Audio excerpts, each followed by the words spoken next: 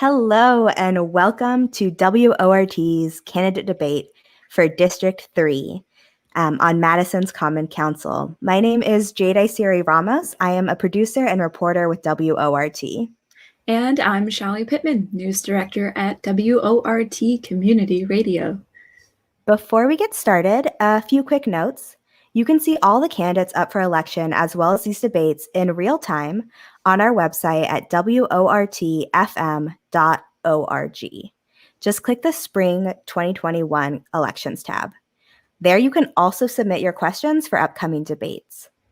And if you have any questions or comments or can't get the form to work on our website, please do feel free to contact me. My email is Charly, that's CHALI at WORTFM.org, or you can call me 608-321-9586. And now on to tonight's debate. Our candidates are Charly Rowe and incumbent Lindsay Lemmer. They are vying to represent District 3 on the Madison Common Council. That's the district on Madison's Far East Side and includes the North Star, Rolling Meadows, and Sprecher East neighborhoods. Since there are only two candidates in this race, the election for this district is on Tuesday, April 6th. That's the day of the spring election. And don't forget to vote. Now let's meet the candidates. Lindsay Lemmer is the current alder for District 3. Previously, she has served as the president of the Madison and Wisconsin chapters of the intersectional feminist organization, National Organization for Women, or NOW. Lindsay is a proud member of United Faculty and Academic Staff. Her professional background is in communications at UW-Madison. Lindsay earned her Master's of Business Administration in 2010. She also led the communications for the Dane County Voter ID Coalition, which is led by the League of Women Voters and the NAACP that work to increase access to voting. On the Madison City Council, Lindsay serves on the Plan Commission, the Board of Health for Madison and Dane County, the Budget Committee for the Board of Health for Madison-Dane County, the City County Homeless Issues Committee, the Equal Opportunities Commission, the Housing Strategy Committee, and the Public Market Development Committee. And our second candidate is Charly Rowe. Charly is a local artist and musician. She has lived on Madison's east side since she was a first grader at the Abundant Life Christian School. Charly graduated from both East and Lafayette high schools and continued her education in business administration and K-12 elementary. Her commitment to building equitable communities and citizenship began early when she served as a Student Affairs Committee member on the MMSD school board. Charly spent a decade as a teacher, administrator, and a principal. Then she began working in business development and social marketing. Charly has been a resident of District 3 for the last 6 years and has two children who attend Kennedy Elementary School. She has worked with many community organizations, including the National Alliance on Mental Illness, the Madison Area Music Association's MAMA Cares, the Ice Age River Alliance, Wilma's Fund, and her own organization, Crow Collective. Thank you both for making this time today. So in a moment, we will turn to the candidates for their opening statements. That is traffic outside, my apologies. But first, the rules. Each candidate will have 3 minutes per question, for most questions. Each candidate will have 2 60-second rebuttals to use throughout the debate, so choose wisely. We will also be taking listener questions in the second half, and we've incorporated some into the questions that we're asking, and your answers to those will be 2 minutes. Opening and closing remarks will also be 3 minutes, and your microphone will be muted while the other candidate is speaking. If you mute yourself, Jade cannot unmute you, so we should get that out of the way. I will be our timekeeper today. I've got 2 cards to help us keep time. 30 seconds means that you have 30 seconds left to answer.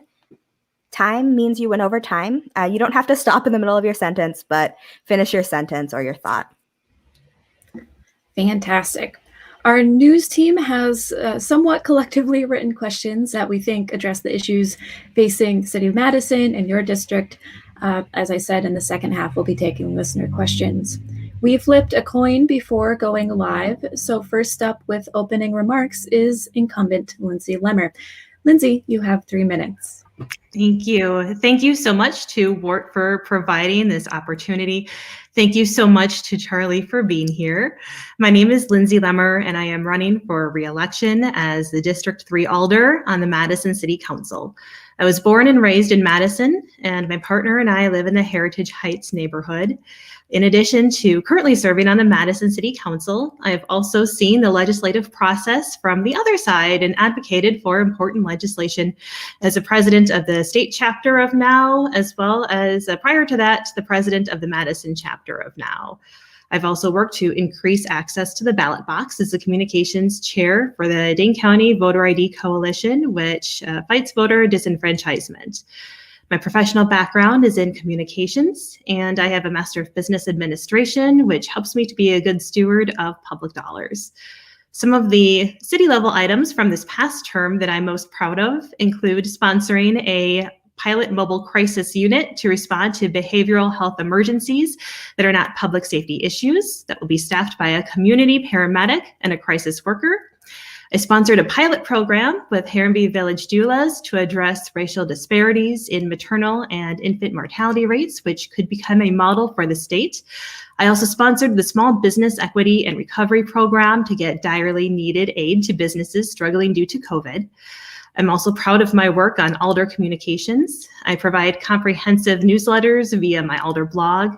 I've created informational videos and facilitated forums. I think it's that work as a strong communicator and advocate for my district that has earned me the support of folks like former District 3 Alder Lauren Kinnair, Rolling Meadows Neighborhood Association President Mark Sanito, past President and board member Rico Sabatini, North Star Neighborhood Association President Barbara Davis, neighbors and public safety experts such as Wayne Strong, and current and former elected officials such as State Senator Melissa Agard, past Madison Mayor Paul Soglin, current Mayor Satya Rhodes Conway, State Representative and District 17 Alder Samba Balde, County Board Supervisor Kristen Audette, who represents a portion of my district on the county side, State Senator Kelda Royes, and many others. Over the next term, I will put my skills to work on 3 key priorities: public safety and health, COVID recovery, and addressing Madison's inequities and disparities. Fantastic. Thank you, Lindsay. Up next, who also has 3 minutes, is Charly Rowe. Thank you all for being here, whether you are viewing, listening, Jade and Charly. I should have recognized it sooner. I realized that is how a friend of mine from California used to jokingly call me. Instead of the ch sound, he used to say Charly. And Lindsay, thank you for being here. And I specifically want to say thank you for your work on the Harambee Village. That is an extremely innovative group of doulas. That's one of the first Black founded network that if it's a problem, I don't want to get into it, but I just thank you. If you guys don't know about it, it is changing lives, and it is something that we're all hoping to see more of Madison. I want to tell you about me. My first experience in Madison, I had the opportunity to talk about yesterday on the Foundation for Black Women's Wellness. We were talking about, like, why do you want to run for council? That's what everybody's asking. Especially why would you go up against a challenge, somebody who's been doing the work. So I appreciate, Lindsay, all of the things that you listed that you've been doing in your freshman term. I simply answered it this way yesterday, so I want to be honest to everybody and answer it very similar. I started noticing the inequities in Madison when I was a kindergartner at Lincoln Elementary. And those things did not escape me, that things that happened to my neighbors and my family members and the people that we loved, they were not treated the same as they were in other neighborhoods. I moved to the East Side. I've spent the majority of my almost 45 years here, about 22 years on the East Side, moved from district over to here. But these experiences that I've had, a lot of people are asking, like, well, you've lived in 2 different Madisons. How are you going to address those things? And why are you wanting to get into this game when there are two different Madisons? But what I know is that my experiences, if you guys, I'm not going to rehash what's on my website or anything for you. Go look at it. It's www.charlyroweformadison.com, or I'm on Facebook, wherever you guys want to be. I've situated myself as an atypical candidate. Part of that speaks to me having ASD, Asperger's. Part of it also speaks to I've not gotten into this your typical way. I'm a dark horse, and I'll probably tell you more about that as we get into this. But thank you all for being here. Thank you both so much for your opening statements. Jade now has our first question. Yeah, you both touched on equity in your opening remarks, and that's what our first question is about. A 2013 Race to Equity report found extreme racial disparities in Madison that continue to persist. Candidates, what, if any, tangible changes has the City of Madison made in the last few years, and what tangible steps would you make as an alder to shrink these disparities in our city? Charly, we start with you. You have 3 minutes for this question. Absolutely. There are so many different ways to come at this. And I'm going to try to address it in a few of them. We know that the majority of the people who work for minimum wage in Madison suffer incredibly growing inequities. Whether it's in services, whether it's in healthcare, specifically mental health care, whether it's in the way they are treated by our institutions. There are a lot of legislations that we see coming from our city that on the surface, they do address these inequities. They'll say, hey, we're doing this. But when you really look at the numbers, they're not doing anything. And I know this by experience. It's one of the reasons I'm running, because when you get into these situations that you find yourself, wait a minute, I was living in this Madison before, and I had access to this. I had great health care. I had a mental health physician when I needed it. I had access to have a full body scan and go to all the specialists when I needed that. But then when my situation changed, and my economic situation changed, those things were no longer available. And you don't find out what you really lose until you're there. There's a lot of legislation that I think meets a surface need, and it's able to address things on the surface, but it's not addressing things. We look a lot at how can we in the District 3 address inequities in the way our youth are treated, whether it's in our school, whether it's being serviced by the library systems, whether it's by where our community centers are located, even as simple as where our bus systems are going. How is our youth being treated? I don't think it's equitable here on this side of town. I don't think it's equitable in the city. There's a lot of these things. Harambee Village is one of these great things that we are seeing come into Madison that is addressing inequities.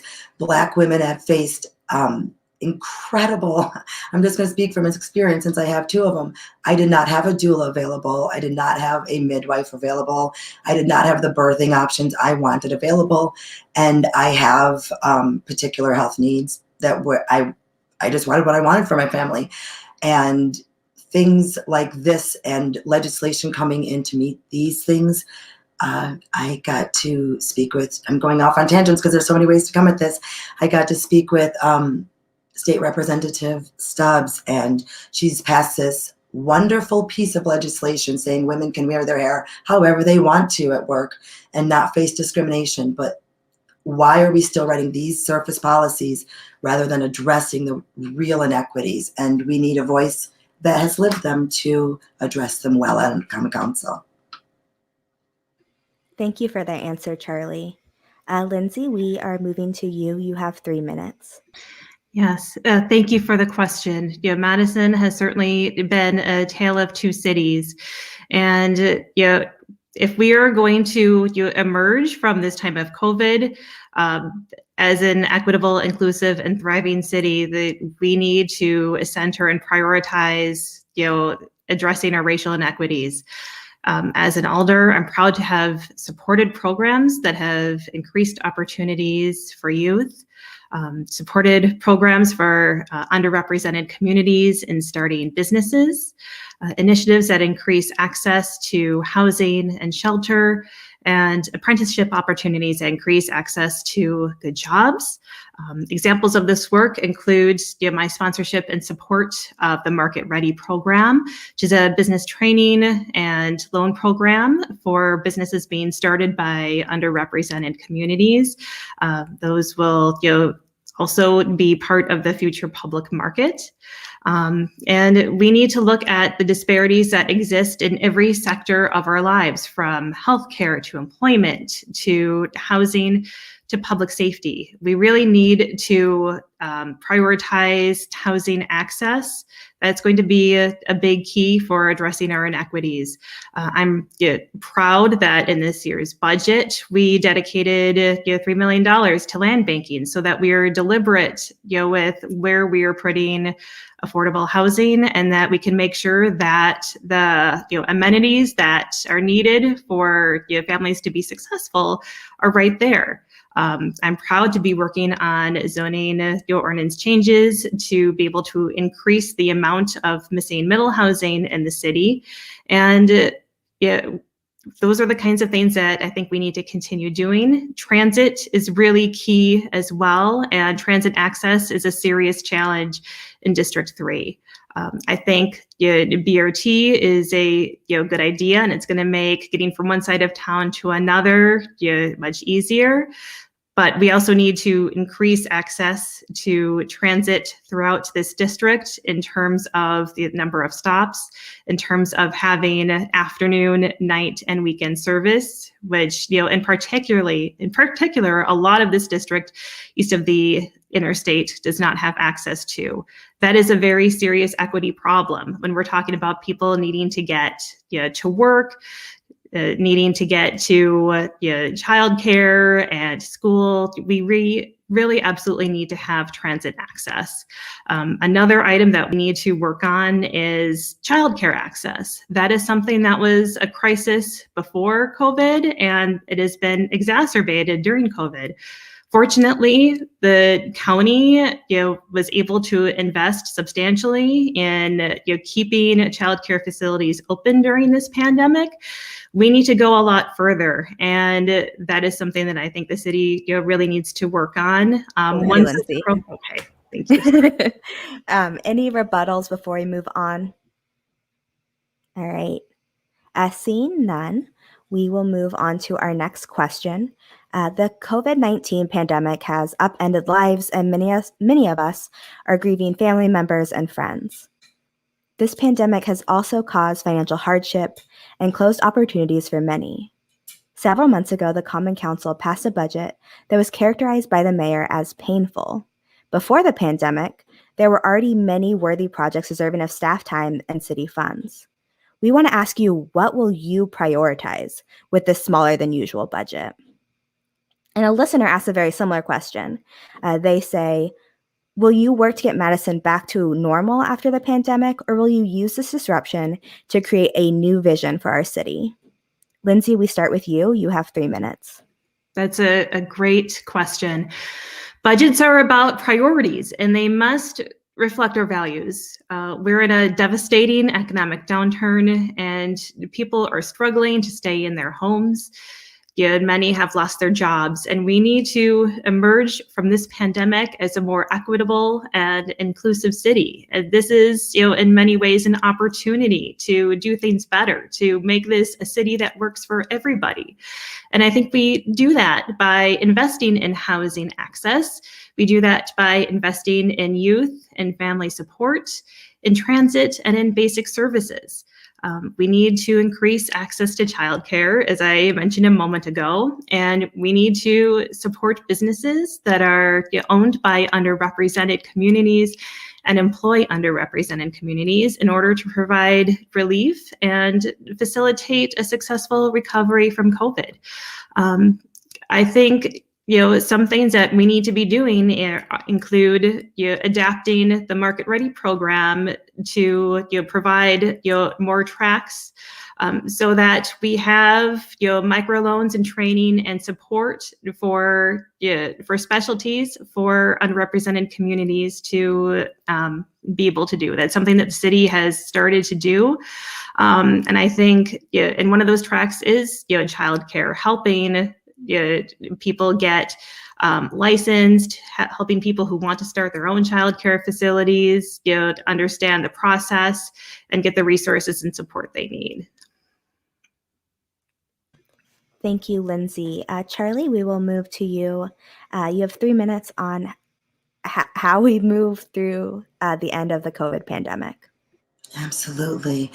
I just want to say I love the way, I believe it was the, hopefully still listening, person that said, do you want to do the same thing, get Madison back to Madison, or do you want to, use this opportunity of, let's just be honest, it's civil and economic unrest, to create a new vision.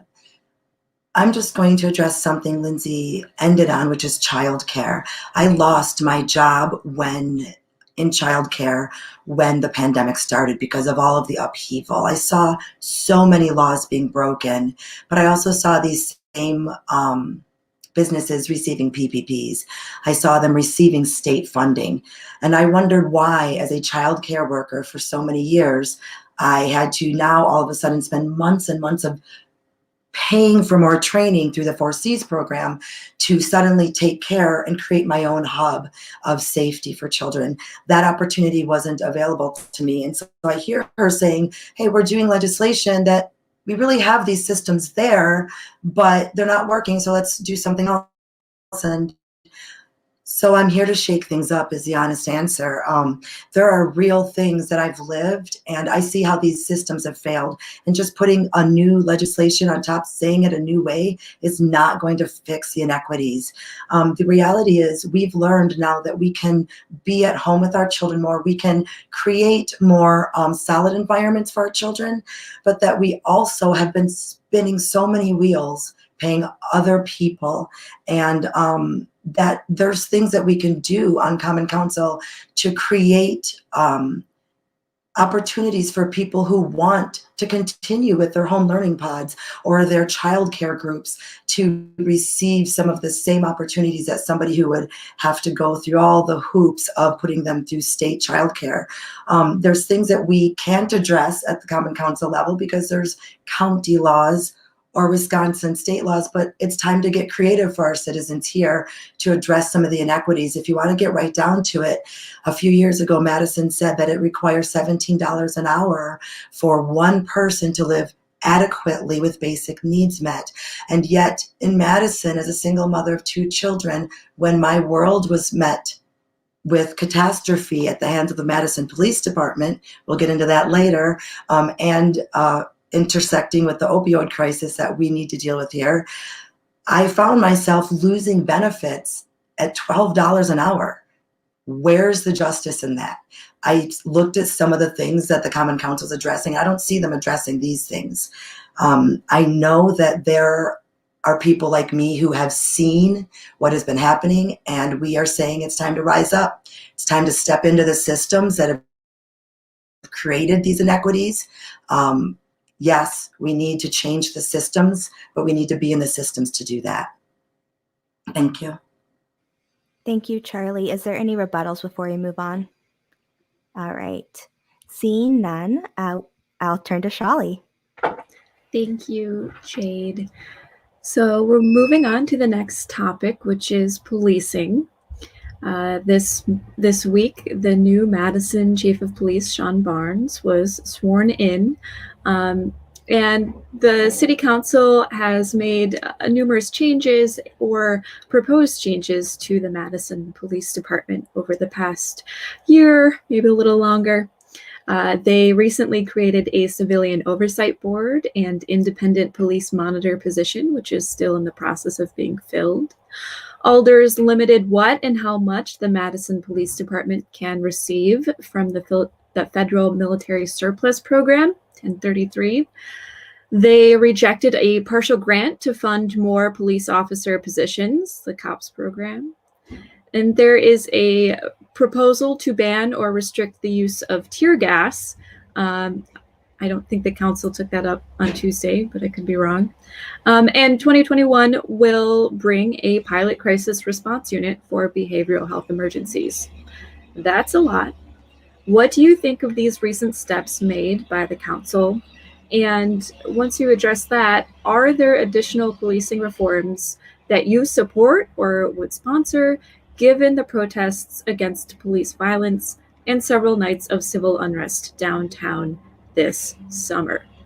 Let's start with Charly, who has 3 minutes to answer that behemoth of a question. Absolutely. It is a giant question, and it's a question everybody in our nation is probably asking.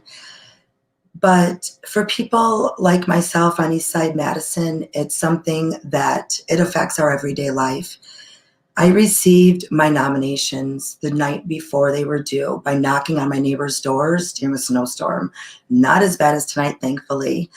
It was so important to me when I saw that there was no voice to represent people in my district who were every day of our lives suffering at the hands of wrong decisions made by Madison police officers. To be very honest, I'm a storyteller, so I tell things like it is, and it's part of what people can depend on me as an alder, is to be transparent, to be vulnerable with you, and to listen, because I know what has happened to me.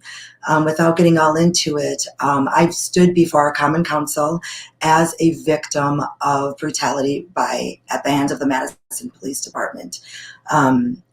I have also been on the other hand of that, where I asked for a mental health call to be made after I was diagnosed with CPTSD due to the incident with the Madison police. There's no doubt in my mind my race played into it at that moment. There's no doubt in my mind that when I was the injured one asking for somebody to help me, that my race played into that. I have seen with my neighbors absolute wrong things being done by officers. Do I want to shut them down 100%? No, because I've needed them. I have friends who are good officers. There are young people losing the opportunity to serve in the right way for our citizens because we've had to reappropriate funds. And I don't think they're being sent the right way. If you look at a city's budget, you can see where their priorities are. In our current city, our current alders are not putting their priorities on meeting the needs of the people where they're at. In the incident where I ended up with 2 different citations, which were both dropped once I said, here's what happened. In both of those incidences, neither one of those things showed up in the police complaints because there's nobody but the police saying who determines if they've done wrong. I'm very happy to see community oversight come in. There are more things we can do. Our neighborhood watch programs that I had when I was a kid, we can bring them back in a positive, healthy, community building way.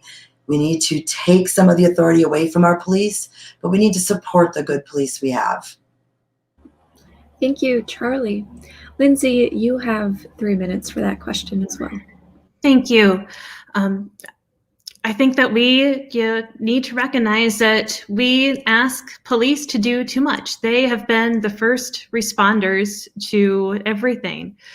As an alder, I was proud to support the acceptance of the Madison Police Department Ad Hoc Committee report, which includes 177 recommendations for increasing community trust and transparency in policing. I also sponsored creating the Civilian Oversight Board and voted in favor of budgeting for the independent auditor. I think we need to continue the work presented by the OIR report and the MPD ad hoc committee, and we need to make sure those recommendations are enacted in their entirety. We also need to make sure the Civilian Oversight Board and the independent monitor have the discretion and resources that they need in order to be effective. And we also need to continue to invest in partnerships with organizations such as the YWCA or Justine, who provide restorative justice opportunities for youth in order to stop the school to prison pipeline.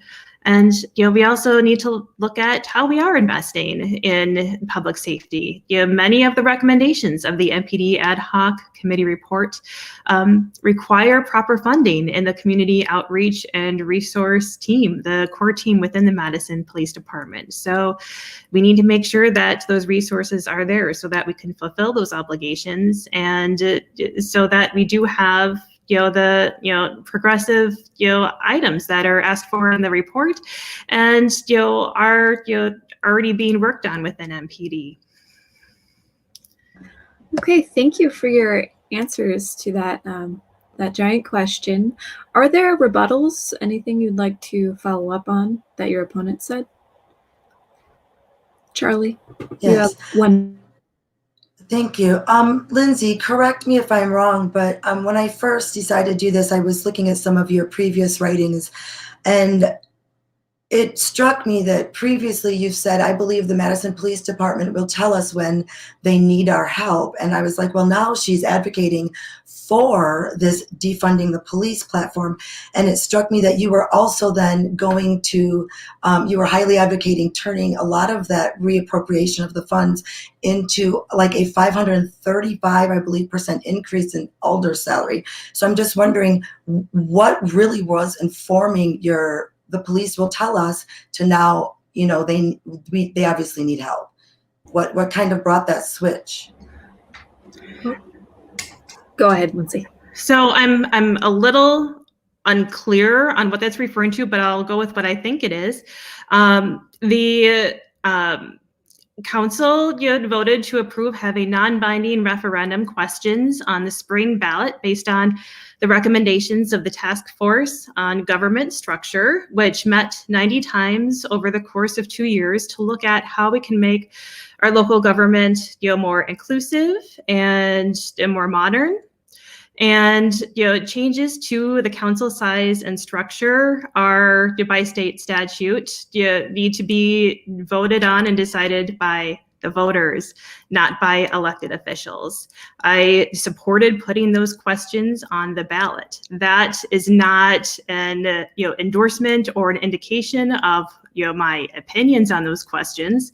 It is not a request for a 500% raise that is asking for the input of the people that we represent. That is main responsibility.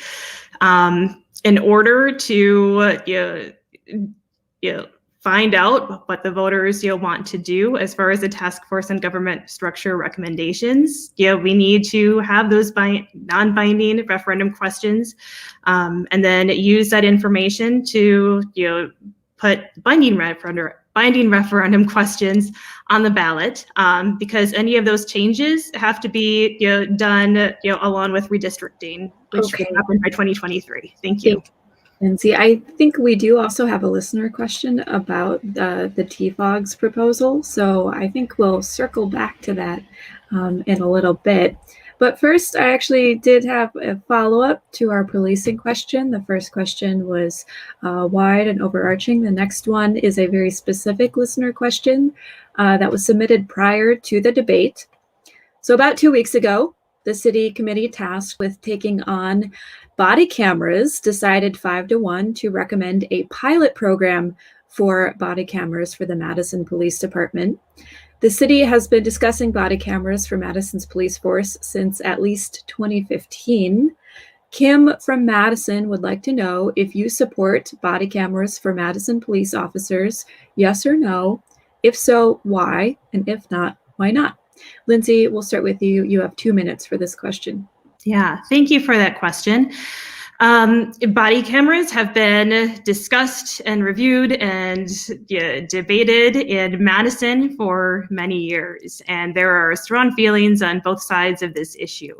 The report recommended body cameras and a body camera pilot with very stringent provisions. I am open to outfitting the Madison Police Department with body cams. I think that, there are serious equity issues that we need to look at, though, as well. And we need to make sure that, those are addressed with very strict policy that goes along with body cameras. I also think that we need to keep in mind that they are also very costly, and with what the budgets look like for the next few years, it's probably not going to happen very quickly. But I do support a pilot for body cameras. Okay, Charly, you have 2 minutes.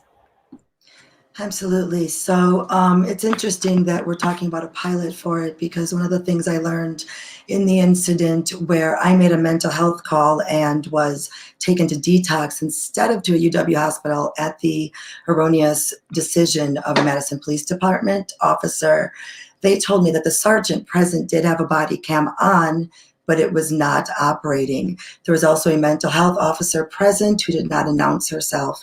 I think there is money in the budget that Madison has. When you really look at where they are laying their values currently, that's why I'm here. That's why I'm running. We need to get in it together to change this, because clearly what has been operating is not working. It's a matter of equity. You want to make it sound like, well, we need to have it equitable. Well, I'm the person that wanted a body cam there so that I was treated the correct way. And it wasn't until I said, hey, here's the situation. It wasn't until I was in court after suffering, after being mistreated, because those officers knew they had no accountability. So I do believe that cameras are another source of accountability. We have seen it over and over.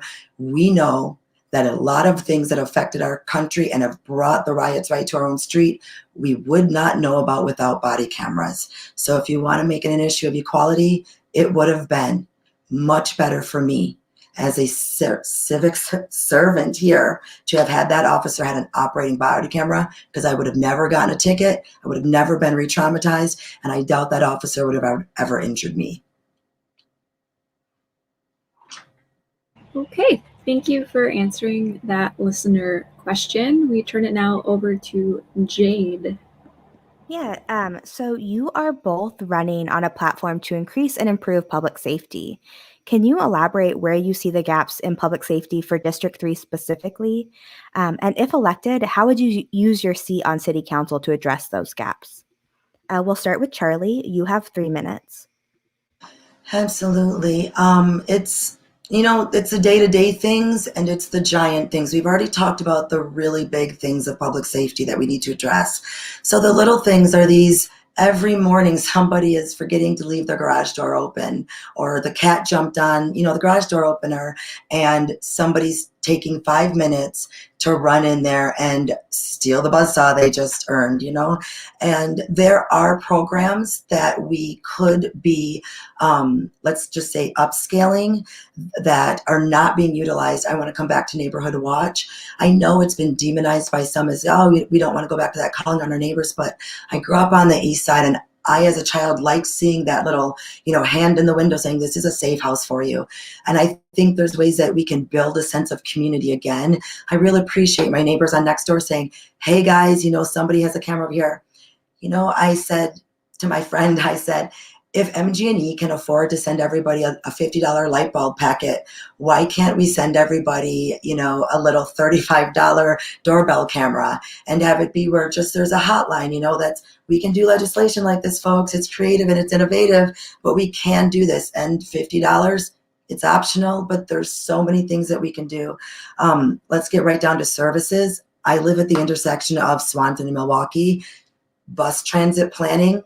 You have 3 snowplows plowing there right now. You just put a bus stop within a no parking zone that gets plowed in daily. In the summer, it has an accident rate that's insane. I happen to be a first responder on 4 accidents living here in 6 years because our engineers are not listening to the citizens.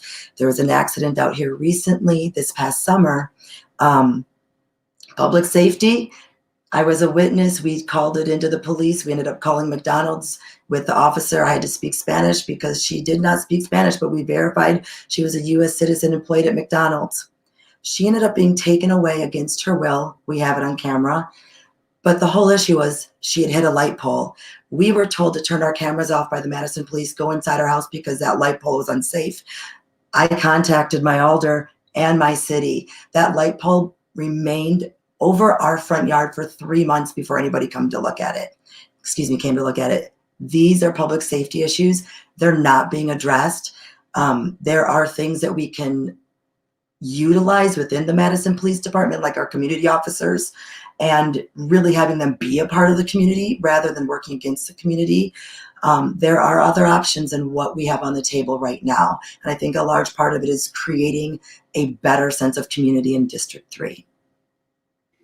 Thank you for that answer, Charlie. Lindsay, we are moving on to you. You have 3 minutes. Everybody deserves to feel safe in their home and in their community. And, unfortunately, we're facing some very serious public safety issues. I am proud that we have started the violence prevention unit within Public Health Madison and Dane County, so that we are looking at the root causes of violence and also looking at interrupting violence rather than just reacting. And also looking at violence as the public health crisis that it is. It also allows us to have a centralized place where these great community organizations can be working together with public health and with the Madison Police Department in sync. So it works with really great groups like the Focused Interruption Coalition to interrupt violence, and it looks at root causes so that we are making sure that youth have the support that they need, and we are preventing violence before it starts. A few things under the public safety belt that I've worked on in this district that I'm think are have been helpful include getting improved crosswalks with lights around Kennedy Elementary, installing lights and signs at the east dead end of Milwaukee Street. Believe it or not, there are a lot of cars that were driving right through there, creating a very serious and dangerous problem. I was able to get a traffic circle installed at North Star and Orion over in Grandview Commons to help slow down traffic that was coming from the busy Metro Market area into the neighborhood. I'm proud that I was able to support the expansion of Cottage Grove Road from I-39 to Sprucker, creating a safer environment for not just cars, but pedestrians and bicyclists. And those are the kinds of things that I've been hearing from our district that we really need, and the kinds of things that I will continue to work on and advocate for. Thank you both for that answer. Is there any rebuttals before we move on? All right, I will turn to Charly. Thank you. I still have plowing noise in the background, so my apologies. So before we turn to the environment, I would like to encourage people online who are watching to please submit your questions, as this is the last question before we turn to questions from our listeners and watchers on Facebook, Twitter, and YouTube. So, as I said, this is our question about the environment. This question was actually submitted by 350 Madison, a local group committed to raising awareness of the need to address climate change. And they ask, local leadership make many decisions that impact the climate, from development and transportation to stormwater runoff and flooding, which we know so well from 2018.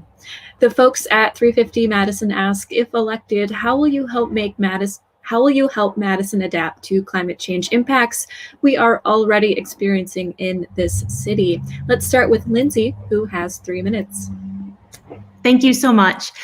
I believe that we have to continue the really critical work of moving our city to be carbon neutral by 2030. We also need to be addressing things like the PFAS contamination that we have in our drinking water and our groundwater. I'm proud to have sponsored updating our stormwater management ordinances to reduce flooding and ensure all new developments are implementing practices that will keep stormwater from leaving their property. I also sponsored our new electronic vehicle requirements so that new developments are EV ready. I supported the bird glass ordinance so that new glass buildings are not killing birds. And I worked on ordinances to reduce plastic waste as well. I'm proud to have sponsored Madison, which is a program which makes solar panels more accessible for homes, residents, as well as commercial properties. And it also has an apprenticeship program, a program that I believe is still open right now. So it literally provides good green jobs. And I think we need to work for the next steps on ensuring the transition of city vehicles to electronic vehicles. And I think we need to look at doing things like providing incentives to developers who ensure their properties go above and beyond the requirements that the city has for them to comply with. Thank you for your answer to that question, Lindsay. Charly, you also have 3 minutes. 2 minutes? 3 minutes. 3, sorry. Thank you. Would you repeat the question, please? Sure. So this is about the environment. It comes to us from 350 Madison. And they ask, local leadership make many decisions that impact the climate, from development and transportation to stormwater runoff and flooding. The folks at 350 ask, if elected, how will you help Madison adapt to climate change impacts we are already experiencing in this city? Absolutely. Sorry for that. I apologize. I got carried away with the comments. It was a fascinating conversation. I'm like, this is why I want to be a bipartisan candidate and discuss these things, what's best for everybody. So let's come back to one of the umbrella issues of equity. Here in District 3, we are facing issues of F-35 contamination, whether it is noise pollution, whether it is the surveys that have said X amount of acres are going to be absolutely uninhabitable in much less time than we want to actually imagine. These things are realities, and these things are not being represented by the people. And this was one of the things that was brought up at more than one of the doors that I knocked on. Was like, I can't believe you're here asking, what do I want to see? What I want to see, because I want to see them. And I'll just say it frankly, one person said, I want to see them stop raping us over here on the east side with this environmental racism. And I had to go look that up. And I said, oh my gosh, the ideas of these redistricting, but not wanting to call it redlining. And we had this fabulous conversation, because where I chose to go door to door, there was an actual fence, city fence, and an old city sidewalk. And forward before me, these properties were about 250,000 up. But behind me, there was many government supplemented homes, and really not affordably priced homes. And so these people are saying, you guys are driving us out of our homes by dumping your environmental problems over here on the east side. And if I am older, I'm to be a representative of the people. And these are things that they want expressed on Common Council. They want the environmental impact of simple noise pollution addressed. Do our children, and I love this, that nobody is discussing this on Common Council, because we have Fort McCoy up north. What is really motivating the courtship of, something like noise pollution and land just destruction to the east side of Madison? Why specifically are we taking so many things that we know are not right, we know are not healthy, and we're putting them very strategically in areas where we are then not giving the revitalization funds, but we're going down these corridors instead. We are not giving them the community programs. We are going down these corridors instead. And it is an environmental racism. It's an environmental equity and justice issue. And it addresses a lot of the things in District 3 that people are beginning to say we're not being represented on Common Council. Thank you, Charlie. Do you have, either of you have rebuttals for the other? Saying none, we now turn to our listener questions. Jade has the first one. So our first listener question, which you'll both have 2 minutes on all of these questions. Becky on Facebook asks, what will you do to support Black youth needing access to community centers? Charlie, we start with you. You have 2 minutes. Absolutely. Hey, Becky, I know you're in District 3. I know you. So this is something close to both of our hearts, as I am my color and you are raising children who are themselves. And we are being underserved. We know that here on the East Side. We are sending our children, if we're able, to Goodman Community Center, if we can get them in there, or we're looking for other programs, because Lussier is a wonderful program, but they're full up to the gills because we need more city backing. We have empty lots that are, we keep turning down these offers, but we are not saying, how can we get people in our community into these lots, revitalizing our youth, creating the opportunities that you're discussing, these internships. Let's have the businesses that are here saying, we want to help our youth. Let's have them move into these empty spaces. Let's have them provide the opportunities. Let's give them the community service. On the East Side, we're saying, you know what, we've held up our own for so long, but now we're having to bear the weight of so many other injustices that we're not being able to take care of ourselves adequately. And I think we need to, again, it goes back to looking at our budget. Where are we actually sending money? East Side, a big question is, why are we spending so much money on golf courses if we're not utilizing them all equally? Why are we spending money on these things that are not being used equally when we clearly see that to address issues such as crime, to address issues such as education, we need to invest in our youth more on the East Side? Thank you, Charlie. Lindsay, we will turn to you for 2 minutes on this question. Thank you. Investing in our youth absolutely has to be a top priority.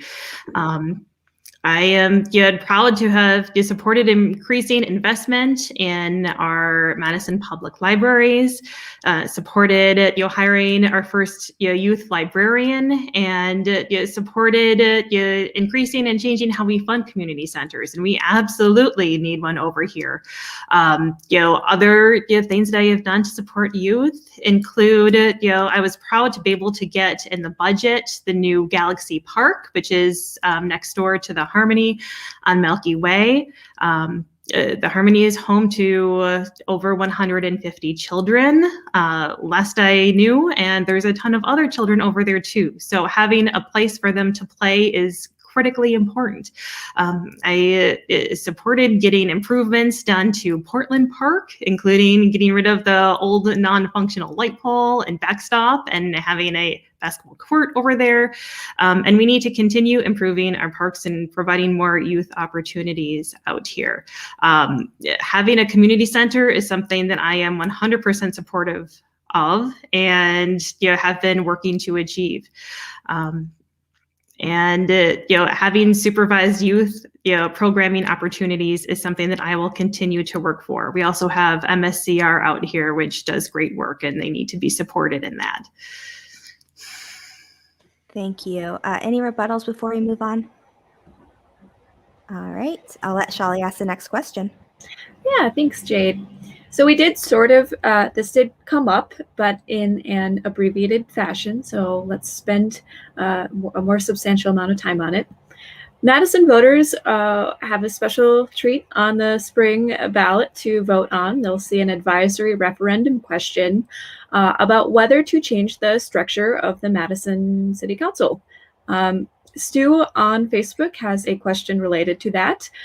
The proposal to change the council to 10 full-time alders, to change how much they're paid, 4 or 5 times what the current salary is of about $13,700, I believe, and with 4-year terms and a 2-year term limit.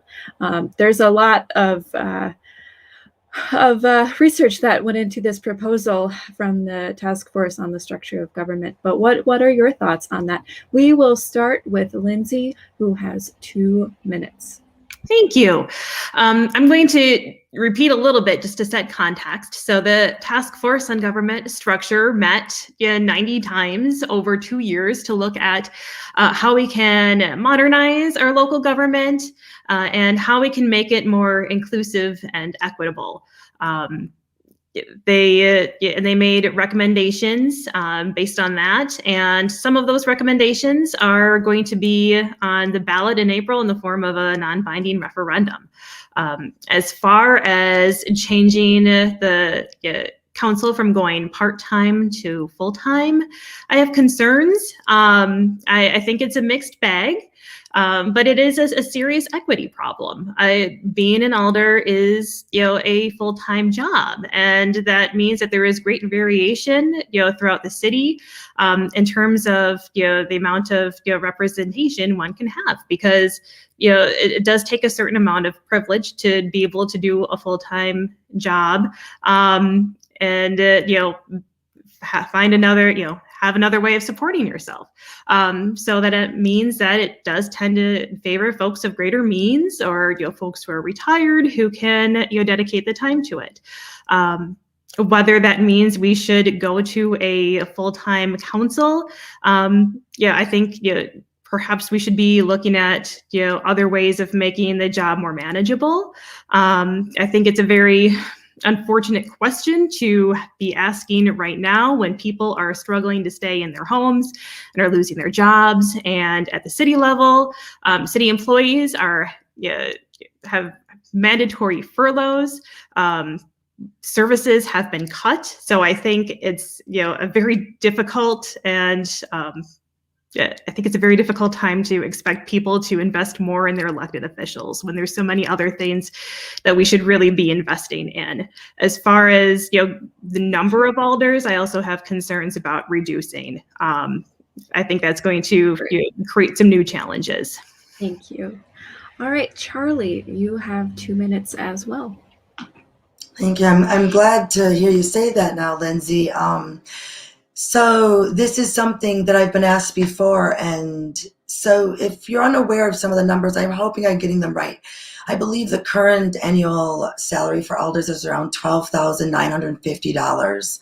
That is, to be very frank, a level that I, with 2 children, have been living at for about the last 3 years of my life. And it really brings up some of the questions of equity and the tale of 2 cities here in Madison. We were talking about what are some of the ways that we can become more inclusive and more equitable. I'm going to tell you right now, vote for me for Alder of District 3. That is including the people that have not had the services. They've not had it. And I can tell you that you can survive on $12,950 a year. I have, bounced it around with some of my friends who are helping me on this campaign. And I've said, I could come out and say, hey, you know what? There's a high learning curve. I want to serve my community. I want to be involved. I want to be with them. Let me pledge my first year. And they said, wait, But the reality is, this is where I've been living at. I've been piecemealing my life together. So to hear that there is even discussion on Common Council of taking 20 voices of the people that are being paid $12,950, reducing that to 10 voices, giving them twice the work. Lindsay's already said, she says, well, maybe we can address some of this workload. Well, why would you jump to almost $30-some an hour, when you've already told us that we can survive on $17 an hour. And then you've told people like me on the east side here in District 3 that we can survive on less than that even. So I think that perhaps there is need to raise the alder's salary, but we see that there's a greater need. And I think that aldership is a service position. I do want to see more people being able to survive that represent the voices of BIPOCs like myself, though. Thank you. So we have one more listener question, which Jade will ask. I don't see too many more questions in the chat, although I certainly see a bunch of comments. Jade, go ahead. Yes, so Kim on Facebook, as we're talking about community safety, brings up an MPD program called Good Neighbor Project with members in District 3, 15, and 16. They say it is a much better than the Neighborhood Watch. Kim asks, if elected or re-elected, how will you work with this program's leaders and members, which have over 800 members? We start with Charly on this one. Absolutely. I was going old-fashioned before this, and I was like, talk to my partner, Nate, I want you to quiz me on some of these things, you know. And he said, what did you think of being in Neighborhood Watch, you know? And I remember growing up on the East Side, I referred to it earlier, seeing the sign in the window and feeling like I was in a safe neighborhood. I know Kim has done incredible work, but I think some of our community's concern with this particular program, as I have heard it from the people living here, is that they've lost trust in the police department as an entity itself. And I think it comes back to, this is a particularly wonderful program. It creates sense of community. And I think part of it is restoring that sense of community at its source. I think that's where an alder should be involved, not just making calls or on a blog like every other alder is, but saying, hey, you know, come over to the park. Let's talk about this. Let's have a town hall. What do you guys think? Let's recreate a new sense of community that is more inclusive, is more equitable, so that Mr. Rickman, people like these that have these programs that are working, that are filling the gaps right now, people will feel more safe utilizing them because their statistics show it's working. They show that, you know, they're helping us keep crime down, as well as going after the actual culprits, not making as many mistakes as some of the fears that some of our citizens have. So I would love to see a greater sense of community built through, maybe it's just a matter of educating our community more on what you do, sir. Thank you, Charly. Lindsay, we'll turn to you for 2 minutes.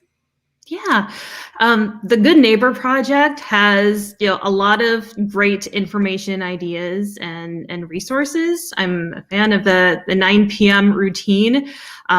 We have had a rash of, you know, property crimes in the city.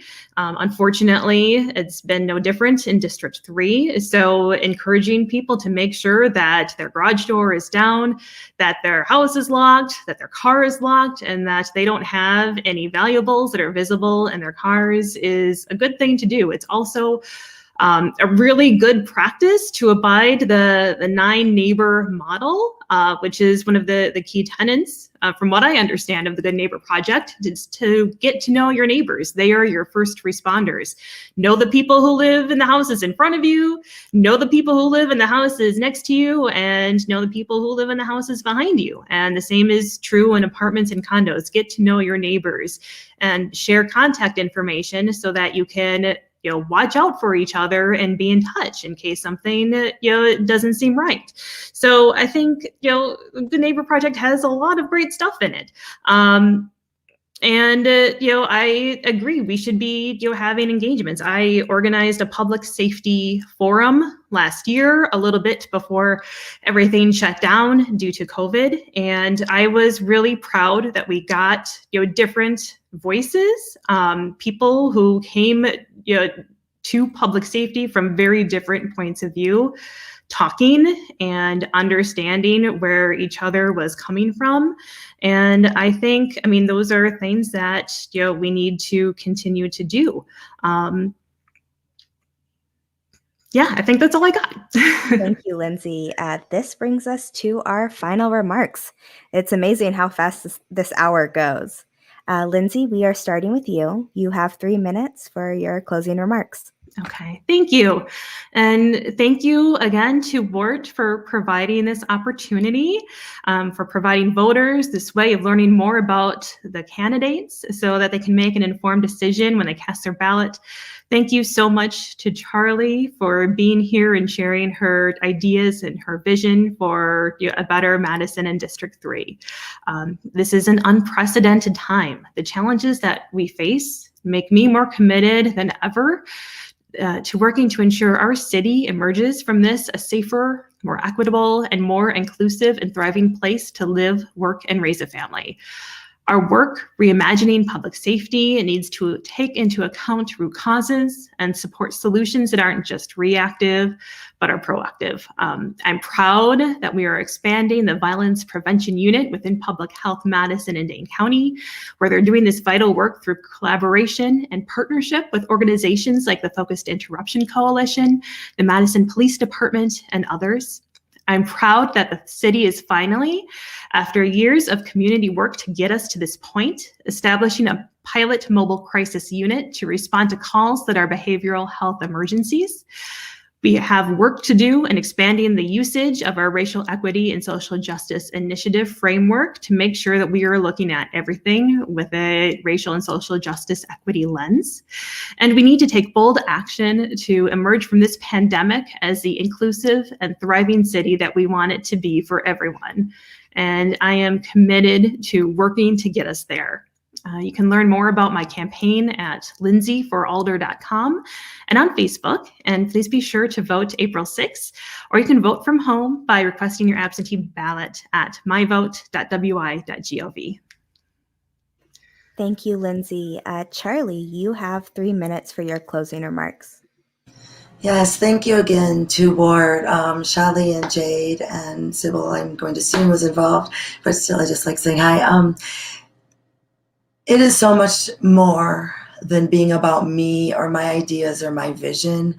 What I want to bring to Common Council as Alder of District 3 is my experiences, my voice, but I also, it's why it was important to me to have the conversations, to get the nominations. It's why I'm, still having these conversations with neighbors. It is about us. There's never been a time like this where we have seen the need to reconstruct our civil municipal systems. And I want to be a part of that. I want to be a part of you guys getting your voices heard. I want to be part of the bipartisanship of helping our businesses thrive here, of helping our union workers continue to thrive here. There are workers and industries that are not being represented and their voices are not even being heard on Madison Common Council, but I hear you. And I would like for you to vote on April 6th. And you can find on either of our websites. I know it's also on City of Madison websites. No doubt it's on Wart. If you are not registered yet, you can still register. You can vote absentee. You can vote in person. Please do so safely. But I have that hashtag out there, Rise with Rowe. And that is so personal to me because I have seen the beauty that Madison offers. I have seen the successes Madison really does offer. We've talked about vision. We've touched on that. And I grew up being taught by Madison that Martin Luther King's vision was possible, but I've also lived in the realities that it doesn't exist for everybody here. And I want to be a bipartisan alder, listening to all of you and then representing you as we create new legislation and we hold tight to the things that are protecting us and are currently providing for us. So please vote, and thank you for your time. Thank you both so much for those closing remarks. And thank you both so much for joining us tonight. I know sometimes it's difficult to carve out an hour and 10 minutes of your time. So thank you so much. I also want to thank two important people, Alec, who is at Highest Wins on Twitter for live tweeting this debate. And of course, I want to thank our very own Jade Isiria Ramos, who is fantastic and wonderful. Thank you, Jade, for producing all of these debates. I want to thank our viewers for watching and engaging so actively in the comments as well. Our next debate, looking forward, is on Saturday. We will have two debates, District 12 and District 13, back-to-back, starting at noon. I have been your host, Jade Siri Ramos. I am the producer for all these debates this election season. As both candidates reminded you, don't forget to vote. The spring primary is the spring primary is Tuesday, February 16th, and you can still register for absentee voting. I registered on Tuesday, and I got my ballot in the mail today. You can do that at myvote.wi.gov to check your registration and request an absentee ballot. And you can also vote in person. The in-person voting, absentee voting, is now open. The spring election for all of these races is on Tuesday, April 6th. That is when our candidates tonight, Lindsay Lemmer and Charly Rowe, will face off. Good luck to you both. Thank you so much for being here. I've been your host, and I am the WORT News Director, Shelley Pittman. Thank you all, and have a wonderful night. Thank you.